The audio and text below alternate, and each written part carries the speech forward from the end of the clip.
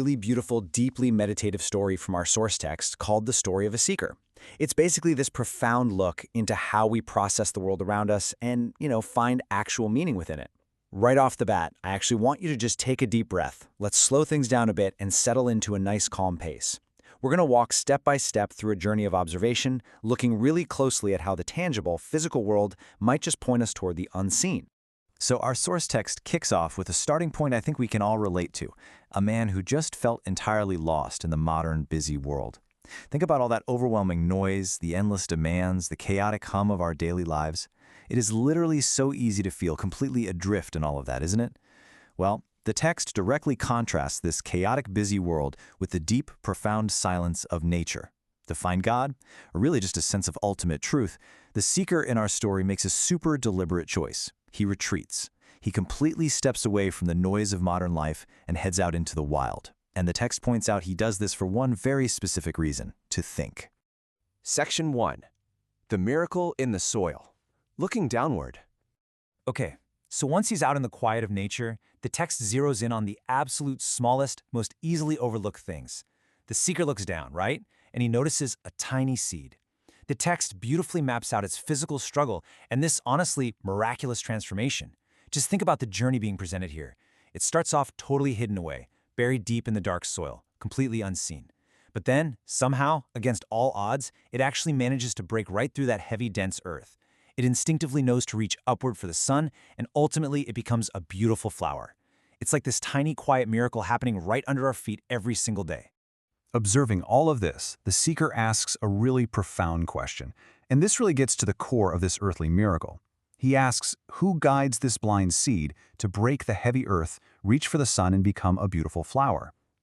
Let's actually just pause and sit with that exact question for a second. Seriously, how does something completely blind, buried entirely in the absolute dark, know exactly how to fight its way up to find the light? Section 2. Harmony in the Sky. Looking Upward. So now, from the dirt down below, the narrative perspective takes a huge shift. The seeker raises his eyes from the ground up to the vastness of the cosmos above. The text describes him just looking at the stars and the moon. And this brilliantly illustrates not just the sheer, mind-boggling scale of the universe, but its absolute perfect order. These celestial bodies aren't just randomly scattered across the night sky like spilled paint. No, the text specifically emphasizes that they are moving in perfect harmony.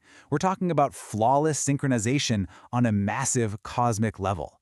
And taking in this perfect cosmic order, well, it triggers a massive realization for our seeker. Looking up at all that vastness and harmony, he deduces there must be an intelligent creator who controls this vast universe. You see, the source text is drawn in a very direct, logical line for the seeker here. The idea is that the perfection and synchronization he's observing up in the sky absolutely cannot just be an accident. He figures that such a grand, incredibly orderly design absolutely necessitates a designer, some sort of higher power that is maintaining perfect control over the entire cosmos. Section 3. Finding the unseen, looking inward. All right, so having looked downward at the earth and upward at the heavens, the seeker's journey makes its most crucial pivot yet. Let's map out how this builds across the timeline of his emotional arc, because the text meticulously charts this psychological transformation. Once, he was completely lost, right? Weighed down by that chaotic, busy world we talked about.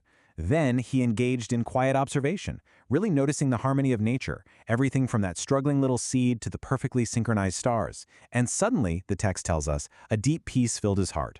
This is literally the turning point of the whole narrative. This simple, quiet act of observing the outside world directly catalyzed a sudden, overwhelming sense of internal peace. Is right there in that exact moment of deep peace that the seeker arrives at the central thesis of our source text. He realizes that Allah does not need to be seen by our eyes because his existence is clearly proven by everything around us. The text is basically making the case that the visible, tangible world, the seed, the dirt, the moon, the stars, all of it, serves as the ultimate, undeniable proof of the invisible creator.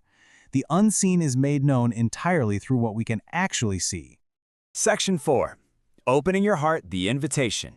Now, here is where our source material makes a really fascinating shift. It moves from just telling the story of this one man to extending an intimate, direct invitation right to you. The text leaves us with a highly actionable four-step roadmap for finding our own spiritual clarity. Step 1, open your heart. Step 2, reflect. Step 3, look around you. And step 4, find him. So the absolute key takeaway here is that this isn't just some passive story for you to listen to, it's an active invitation.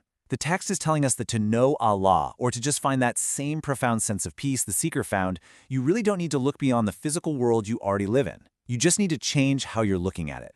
And that brings us to the ultimate takeaway from today's explainer. The seeker found his answers, and he found his peace, by simply paying close attention to the quiet little miracles of the natural world, literally from the dirt beneath his feet to the stars up above his head. So as you head back out into your own busy world, the text leaves you with this one thought to chew on. Will you open your heart and look around you today?